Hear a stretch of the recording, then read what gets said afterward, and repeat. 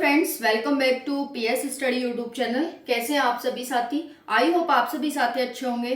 तो फ्रेंड्स, जैसा कि आप सभी जानते हैं, पीएस स्टडी पर सेकंड क्लास है हमारी इकोनॉमी की, जिसमें हम राष्ट्रीय आय पढ़ने वाले हैं। राष्ट्रीय आय क्या होती है, सभी एग्जाम के लिए मोस्ट इंपॉर्टेंट होती है। तो चलिए बिना देरी के वीडियो को स्टार्ट करते हैं और आप वीडियो को अंत तक देखना, जिससे कि आपको राष्ट्रीय आय की समझ विकसित हो सके और आप राष्ट्रीय आय को समझ सकें। फ्रेंड्स, अगर आप चैनल पर नए हैं तो चैनल को सब्सक्राइब कर लेंगे, जिससे कि आपको आगे आने वाली हर एक अपडेट सबसे पहले मिलती रहे। तो हमारा टॉपिक है राष्ट्रीय आय क्या है। राष्ट्रीय आय को इंग्लिश में नेशनल इनकम कहते हैं।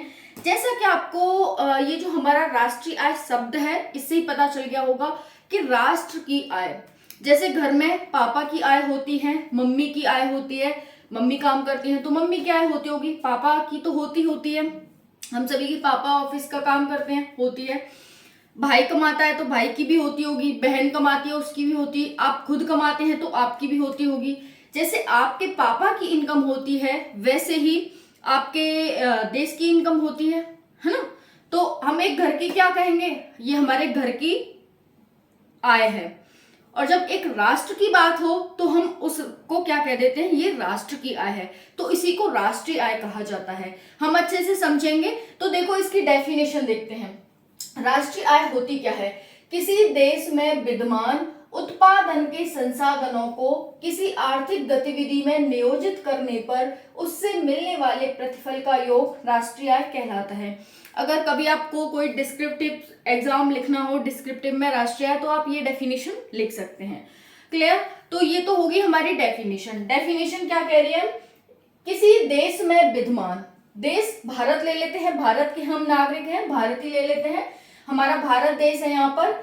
इसमें विद्यमान, देश में विद्यमान उत्पादन के संसाधन। उत्पादन के संसाधन क्या है? उत्पादन के संसाधन ये चार होते हैं: भूमि, मजदूर, पूंजी और उद्योगपति। भूमि, मजदूर, पूंजी और उद्योगपति, ये उत्पादन के चार संसाधन होते हैं। इनको किसी आर्थिक गतिविधि में अगर हम लगा दें, यानी कि लैंड पे अगर हम कोई फैक्ट्री स्थापित कर दें, ऐसे समझो, लैंड पे अगर हमने कोई फैक्ट्री स्थापित कर दी तो हमने क्या कर दिया, जो हमारे पास संसाधन था उसको हमने आर्थिक गतिविधि में नियोजित कर दिया, आर्थिक गतिविधि में लगा दिया। क्लियर? तो आर्थिक गतिविधि में नियोजित करने पर उससे मिलने वाले प्रतिफल का योग। अब प्रतिफल क्या मिलेगा आपको, रिटर्न में क्या मिलेगा? आपके पास लैंड थी, उसमें आपने फैक्ट्री स्थापित कर दी, अब आपको रिटर्न में क्या मिलेगा? पैसा, लाभ मिलेगा आपको, अपनी फैक्ट्री को ग्रो करने का और मौका मिलेगा आपको, आप अपनी फैक्ट्री को और बड़ा कर सकते हैं। तो उसका योग, यानी जितना भी आपको लाभ मिलेगा ना, सबका योग मिला करके वो आपकी राष्ट्रीय आय होगी। राष्ट्रीय आय का मतलब वो आपकी कंपनी की आय होगी, क्योंकि हम कंपनी का पैसे को मिला रहे हैं, है ना। लेकिन जब पूरे राष्ट्र में जितने भी संसाधन हैं, उन सभी को हम आर्थिक गतिविधि में नियोजित कर देते हैं, तो उससे मिलने वाला जो भी प्रतिफल होगा, उस सभी का योग राष्ट्रीय आय कहलाता है। आई होप समझ आ गया होगा राष्ट्रीय आय क्या है। तो देखो यहाँ पर उत्पादन के साधन है, उत्पादन के साधन या संसाधन एक ही बात है, या साधन लिख लो या संसाधन। उत्पादन के संसाधन क्या होते हैं? चार होते हैं: भूमि, मजदूर, पूंजी और उद्योगपति। भूमि, कुछ भी देखो, जैसे आप भी कोई अपना छोटा सा बिजनेस स्थापित करना चाहते हो, कोई भी ले लो अपना बिजनेस, सबसे पहले आपको क्या चाहिए? लैंड, भूमि चाहिए। उसके बाद क्या चाहिए आपको? मजदूर।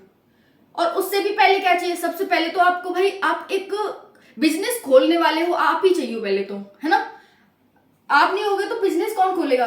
तो सबसे पहले तो आप चाहिए, यानी उद्योगपति चाहिए। उसके बाद उद्योगपति के बाद एक पैसा होना चाहिए। ठीक है, आपके मन में तो आ गया कि भाई मैं ना ये करने वाला हूं, मैं ना एक बिजनेस खोलूंगा, लेकिन पैसा नहीं होगा तो क्या आप खोल लोगे? या फिर आप नहीं होगे, पैसा होगा तो क्या बिजनेस खुल जाएगा? नहीं। तो पहले आपका होना जरूरी है, फिर उसके बाद पैसे का होना जरूरी है, यानी पूंजी का होना जरूरी है, कैपिटल का होना जरूरी है। उसके बाद आप हो गए, पूंजी हो गई, उसके बाद आपने भूमि खरीदी, और उसके बाद क्या हुआ? आपने मजदूर देखे कि चलिए हमने भूमि भी खरीद ली, पैसा था, हमने उसमें लगा दिया, एक फैक्ट्री स्थापित कर ली। अब क्या करते हैं, इसमें मजदूरों की जरूरत है, बस मजदूर मिल जाए फिर तो हमारा काम स्टार्ट हो गया। कोई भी काम हो आपका, छोटा बड़ा जैसा भी हो, सब इन चार चीजों की जरूरत आपको पड़ेगी। उद्योगपति यानी आपके पास पूंजी होनी चाहिए, भूमि जहां पर भी आप उसे स्थापित करना चाहते हैं अपने बिजनेस को, और उसके बाद मजदूर। तो ये 4 चीजें होती हैं किसी भी उत्पादन को स्टार्ट करने में, यानी उत्पादन करने में ये 4 चीजों की हमें जरूरत होती है। ठीक है फ्रेंड्स, तो हमने क्या कहा था कि देश में जो हमारे विद्यमान संसाधन है उनको हमने किसी आर्थिक गतिविधि में लगा दिया, यानी फैक्ट्री स्थापित हो चुकी है। अब यहाँ से प्रतिफल क्या आएगा?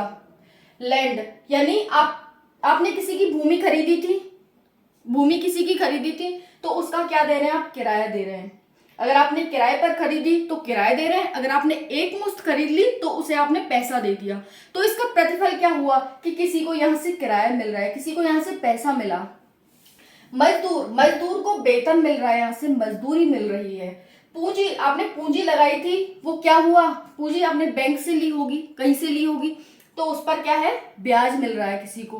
ठीक है, यहाँ पर उद्योगपति को क्या हो रहा है? लाभ हो रहा है। तो इन सबको ही हम राष्ट्रीय आय में ऐड करते हैं। तो हमारे पास संसाधन थे, हमने उसने आर्थिक गतिविधि में लगाया। यहाँ पर आप आर्थिक गतिविधि लिख सकते हैं, ये आर्थिक गतिविधि है, और इसमें हमने लगाने के बाद हमें प्रतिफल मिला। प्रतिफल